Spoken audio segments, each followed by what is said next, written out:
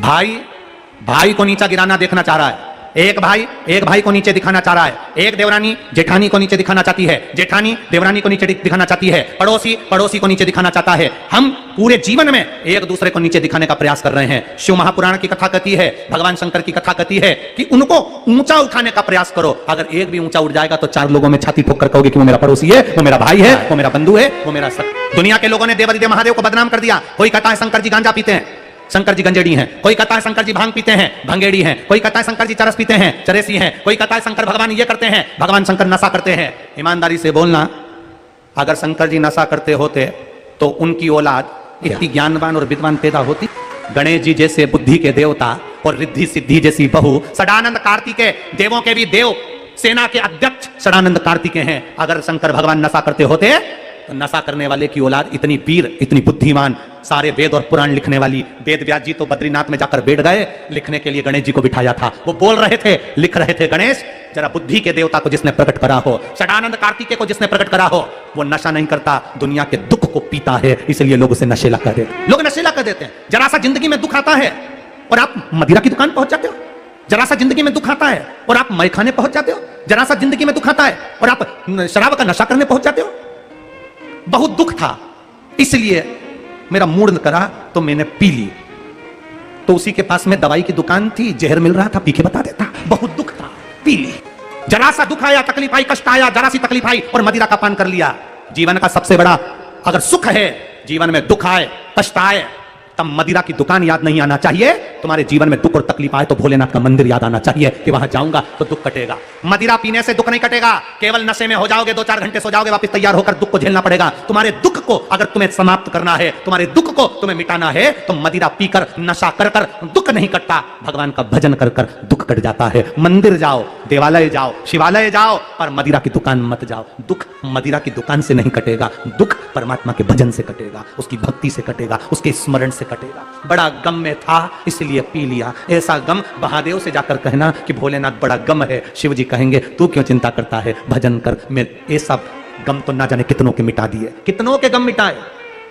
जिसको 1 महीना डॉक्टर ने कह दिया, जिसको 10 साल औलाद नहीं हुई, जिसकी किडनी लीवर बेकार हो गई, जिसकी छाती में 2 गोली लग गई, कौन हो, कौन बचा सकता है? केवल एक शिव, केवल एक घड़ी और तुम्हारा विश्वास, तुम्हारा भरोसा, तुम्हारी दृढ़ता, तुम्हारा किया गया कीर्तन कि वैकुंठ अधिपति भगवान विष्णु है, ब्रह्मा जी ब्रह्मलोक के अधिपति हैं, इंद्र इंद्रलोक के अधिपति हैं, कुबेर कुबेर के पद के अधिपति हैं। भगवान शिव को लोग केवल एक सहज मानते हैं कि ये रुद्र है, क्रोधी है, ये गुस्से का देवता है, पर कोई जानता नहीं है शंकर जैसे नम्र देव सारे देवताओं को प्रसन्न कर, ये स्पीकर बंद पड़े हैं, सारे को प्रसन्न करने के लिए आपको अंबर पीतांबर बहुत सारी वस्तुएं चाहिए रहती है, पर मेरे महादेव को प्रसन्न करने के लिए बहुत सारी वस्तुएं नहीं, मेरे महादेव को प्रसन्न करने के लिए केवल 1 लोटा जल चाहिए रहता है और एक बेलपत्र। सत्यम शिवम सुंदरम, ये कथा भी औरंगाबाद में होने वाली 1 जून। कल कोई कह रहा था, गुरुजी हम काठमांडू जा रहे हैं दर्शन करने के लिए, पर हमारी जो पत्नी है ना, उसको ये पहाड़ का जो रास्ता है ना, इसमें बहुत वोमिटिंग होती है। वो गाड़ी में बैठी और उसको तकलीफ हुई, बहुत सारी दवाइयां हमने दे दी, गोलियां भी दे देते हैं तो भी होती है। तो हमने कहा एक काम करो ना, ये जो बेलपत्री है ना, शंकर जी के शिवलिंग पे चढ़ी हुई एक बेलपत्री, गाड़ी में बैठने से पहले उसके मुख के अंदर कुंदकेश्वर महादेव का नाम लेकर दे दो, उसके बाद जितनी भी गाड़ियों में बैठना खूब बैठो, एक वोमिटिंग नहीं आ सकती। बेलपत्र कोई साधारण नहीं है, एक बेलपत्र में वो तत्व छुपा होता है, एक बेलपत्र में वो सुख छुपा होता है जो जीवन के हर पहलू में तुम्हारे सम्मुख में होता है। एक मैंने ज्यादा खा लिया था ना इसलिए वोमिटिंग हो रही है, एक कहती है मैंने कुछ नहीं खाया था ना इसलिए वोमिटिंग हो रही है। गोली खा लो तो भी होए, ना खाओ तो भी होए, तो एक बार प्रयास कर देखो ना कि एक बेलपत्री शंकर जी पे चढ़ी हुई कुंदकेश्वर महादेव का नाम लेकर खाकर गाड़ी में बैठ जाओ, फिर मिलेंगे अगली कथा। हम उस पर भरोसा क्यों ना करें? हम केवल कथा के पंडाल में नहीं बैठे हैं। पहले भी कथा में कल कहा था, यह कल्प वृक्ष है, यह कथा का पंडाल नहीं है, कल्प वृक्ष। जिस वृक्ष के नीचे बैठकर जो सोचोगे वो मिल जाएगा। एक चोर को नहीं मालूम था, एक व्यक्ति को नहीं मालूम था कि मैं कहां बैठा हूं। जंगल में जाते जाते एक वृक्ष के नीचे अंधेरे में पड़ गया, भूख लगने लगी, विचार करा इस जंगल में कहां से भोजन आएगा, पर भूख लग रही है, कहीं से भोजन आ जाए तो अच्छा। उसको नहीं मालूम था कि कल्प वृक्ष है, उस वृक्ष के नीचे उसके लिए चांदी की थाली में भोजन लगकर आ गया, उसने भोजन कर लिया। थोड़ी देर बाद उसके मन में आया अब तो नींद आ रही है, कहीं से गादी तकिया मिल जाए तो अच्छा। उसको नहीं मालूम कि कल्प वृक्ष है, मखमल का गादी तकिया आ गया, वो सोने लगा। फिर उसके मन में आया मैं सो गया और इतने में शेर आया और मुझे खा गया, तो उसको नहीं मालूम है कि कल्प वृक्ष है, इतनी देर में शेर भी आ गया, उसको निपटा के चले गया। उसको मालूम नहीं कि मैं कल्पवृक्ष के नीचे बैठा हूं। शंकर भगवान की कथा जिस क्षेत्र में होती है, शिव जी की कथा जिस जगह पर होती है, शंकर भगवान की कथा जिस पंडाल में होती है, जिस स्थान पर होती है, वो जितनी देर शंकर का नाम उच्चारण होता है उतनी देर वो कल्पवृक्ष होता है। उसके नीचे बैठकर हम जो मांगते हैं 3 महीने में मेरा देवादिदेव महादेव झोली को भरकर पहुंचा देता है। यह कोई सहज है शिव तत्व?